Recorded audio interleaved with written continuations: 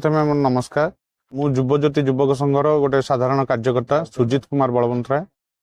आमर एठी प्राय 25 वर्ष हम ये गणेश महोत्सव अनुष्ठित हो आसुची एवं प्रत्येक वर्ष आम नुआ नुआ तोरण को प्राधान्य दौ। ए वर्ष मध्य आमर कमिटी मेंबर मान सहित बहुत आलोचना पर आम यही कॉन्सेप्ट करने प्रस्तुत होइथिलु एवं यही कॉन्सेप्ट नाटा रखाई सीताहरण। यही प्रोजेक्ट आमको वेस्ट बेंगल गोटे कारीगर टीम आसिक जोगाजोग करते एटे आपण मैंने देखिपारे केमिति गोटे राक्षस गोटे नारी को केमिति छद्म वेश हरण कर तो यही कॉन्सेप्ट को आम चयन करूँ एवं एठी प्रत्येक वर्ष बहुत श्रद्धालुंकर भिड़ हुए एवं से भिड़ को आम आखिरे रखी सुरक्षा व्यवस्था करिछु।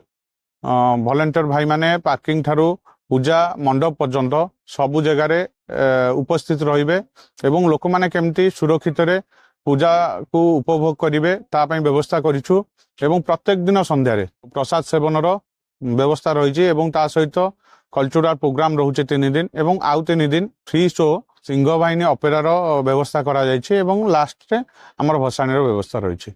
मो ना बब्रुआन गुमान सिंह युवती युव संघ क्लब रो सभापति सिजुआ। आज्ञा आउ तो 2-3 दिन कथा बर्तमान सब काम कंप्लीट है पाखापाखि हो गलानी।